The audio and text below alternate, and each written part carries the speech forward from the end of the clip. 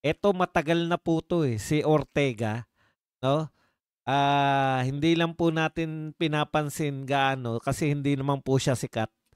Masyado na nagpapasikat. Yung mga young guns, kada po kada po ano yung, may mga press conference, lagi po 'yan. Hindi po natin alam kung ano pong nagawa ng mga Duterte diyan sa tao na 'yan.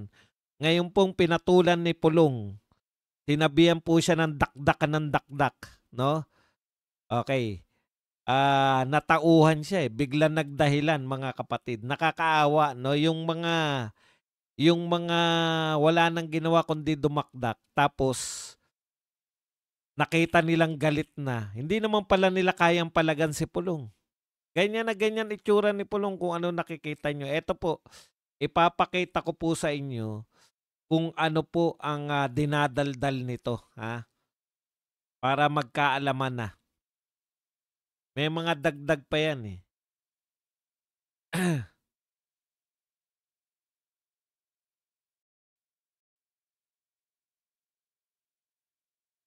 Hinahanap ko lang po. Mahirap minsan yung nagpapaka-high-tech, eh. Ay, ito pala ang dapat kong 'yan. Ayan, nakita niyo po 'yan? Bukod pa diyan may dagdag pa ako riyan. Okey, 'yan po, oh. Basahin lang natin. Ay, hindi. Maliit ba? Yan po. Ang sabi po ni ano, Representative Paulo, pareho palang Paulo 'to. Ang dating pangulo ay hindi nakipaglaban sa droga. Siya ay nagpatakbo ng isang drug empire. Ayan. Ngayon si Pulong po galit na galit dito po sa sinabi na ito ni Ortega. Kaya sabi po ni Pulong, putak ka ng putak pero ni isa wala kang maipakitang ebidensya.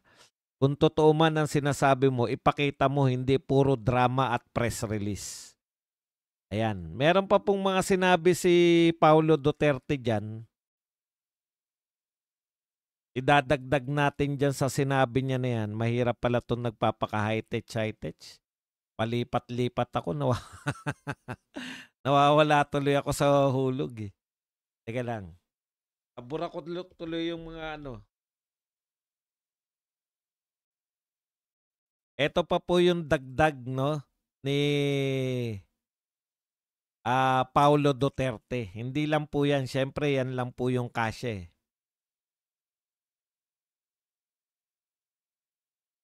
Pakita pa rin po natin sa inyo para nagagaydan po kayo.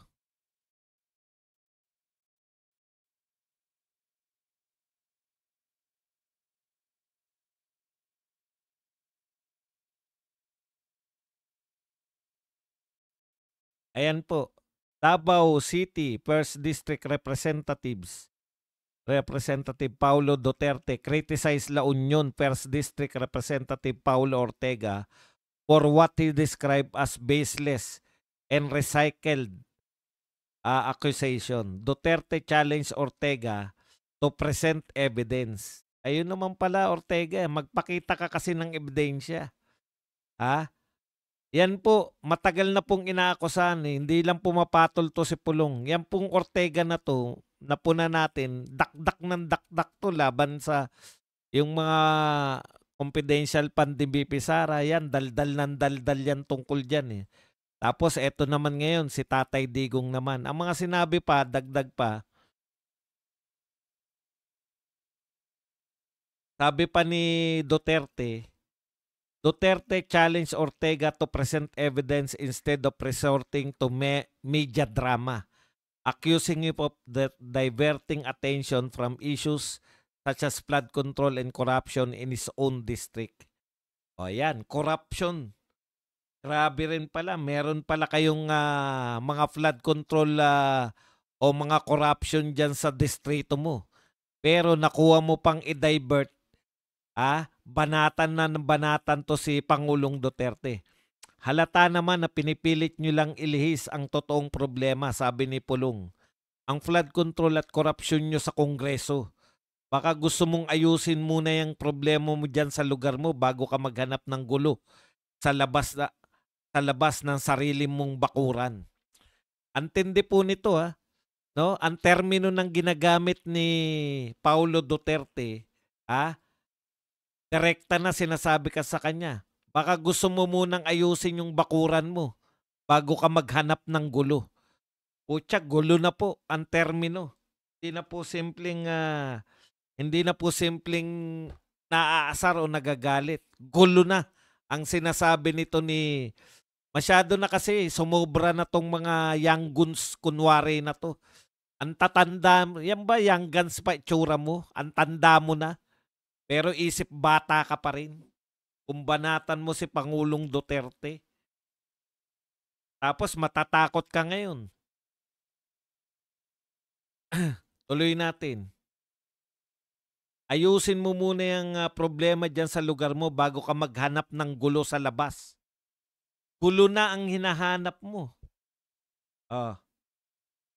He added that Ortega should focus on addressing his problem in district and try podcasting if he is more interested in making noise than in legislating. Kung mas gusto naman na mag-ingay at magdadadakdak, pag-podcast ka na lang katulad ni BBM. Yan ang banat sa'yo ni Paulo Duterte. Ha? Alam niyo po, nagulat po ako sa reaksyon eh. Akala ko magmamatigas pa rin eh. Dahil ang itsura niyan tsaka yung dakdak ng dakdak yan eh, no? Pag ang babae yung kaharap niya, si BP Sara, walang tigil sa kadadakdak eh. Ngayong sinita na siya ng kuya, yung pinakamatandang anak ni Tatay Digong, tungkol sa tuloy-tuloy, no? Tuloy-tuloy na ah yung diversion nila na ginagamit nila si Tatay Digong. Tuloy-tuloy na akusasyon kay Tatay Digong. Ito po ang lumabas ngayon. Putya, maaawa po kayo eh. Nangangatwiran ngayon. Ito ang sinabi ngayon ni Duterte. Ni Paulo Ortega. Ayan. Pakita ko po sa inyo ang sinabi naman ni Ortega.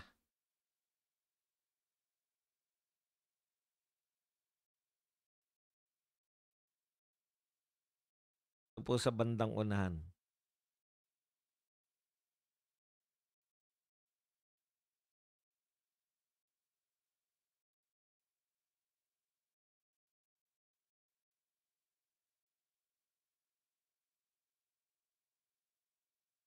Ito po, dininay. Ayan, sa Inquirer, dininay po ni Ortega. Sabi po ni Ortega,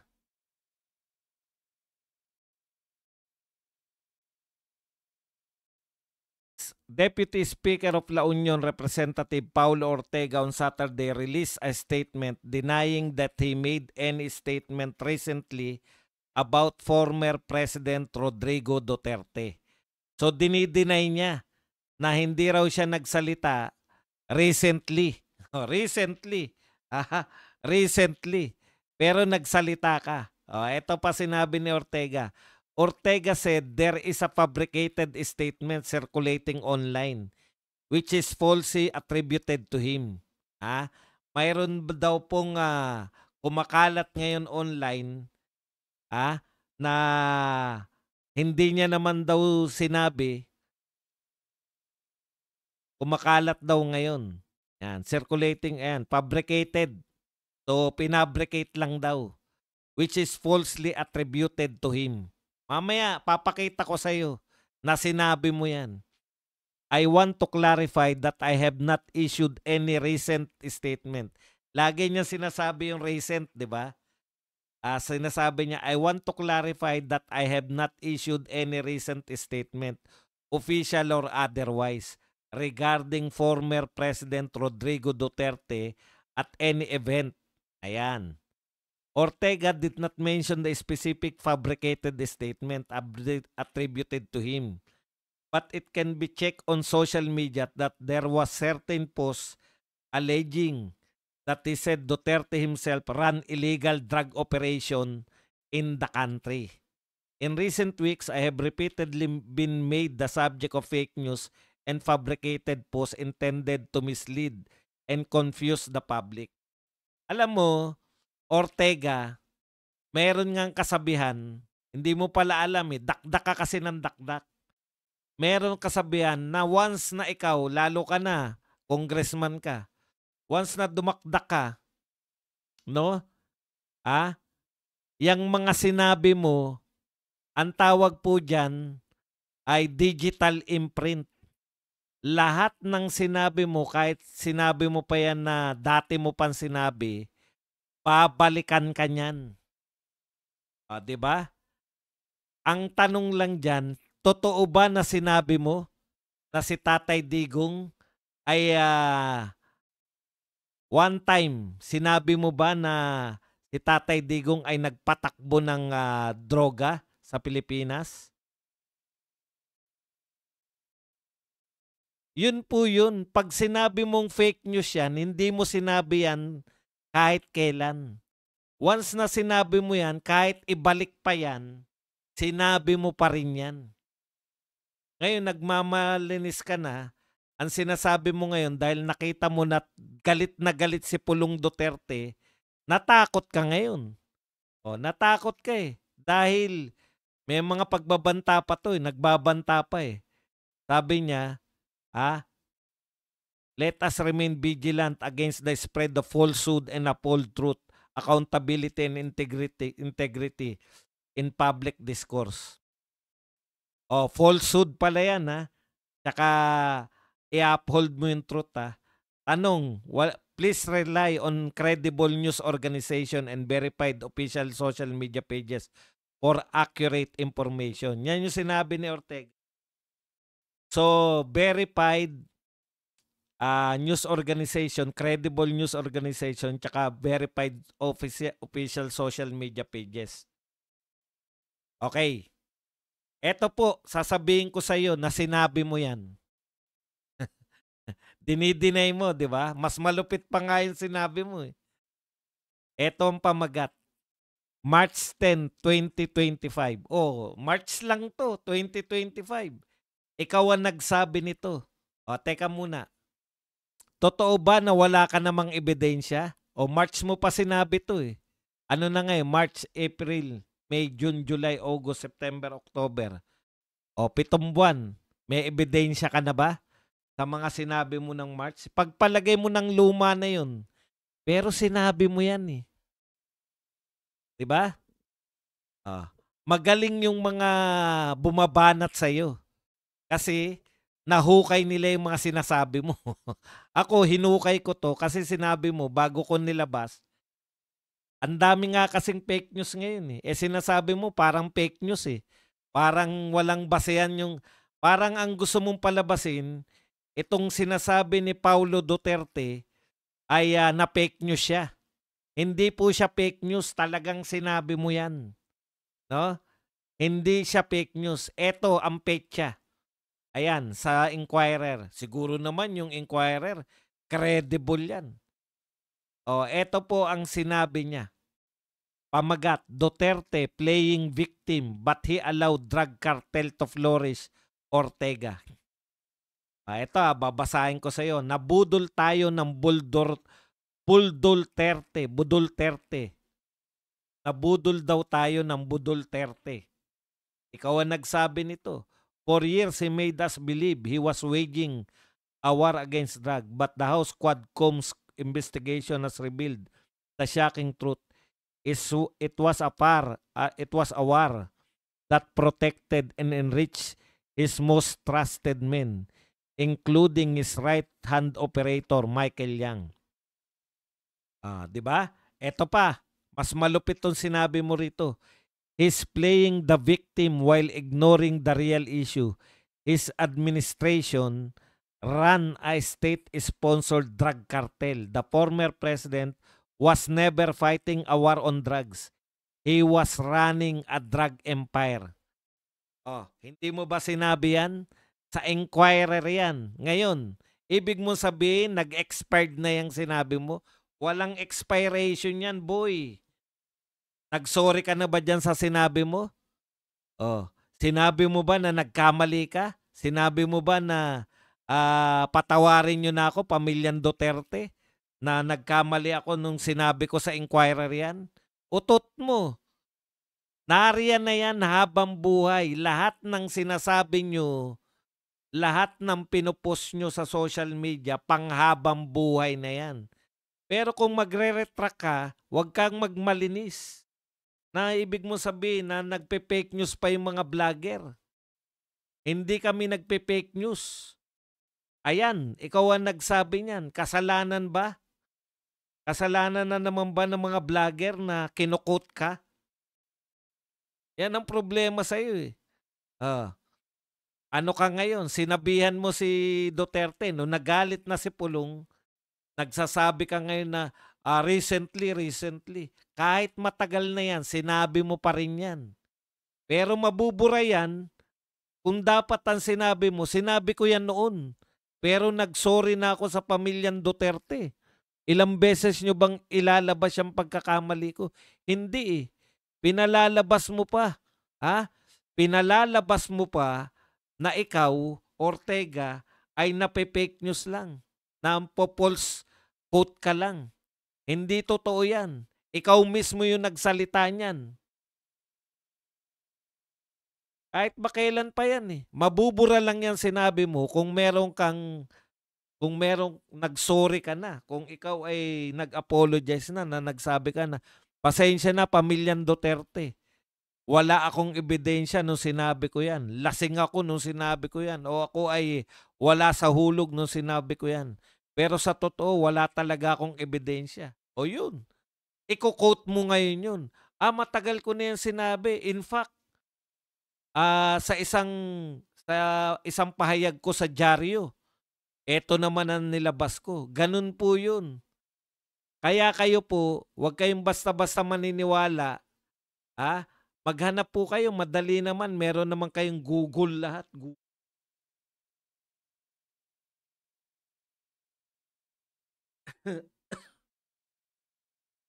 Ay, wag pa ulit-ulit, Gracie.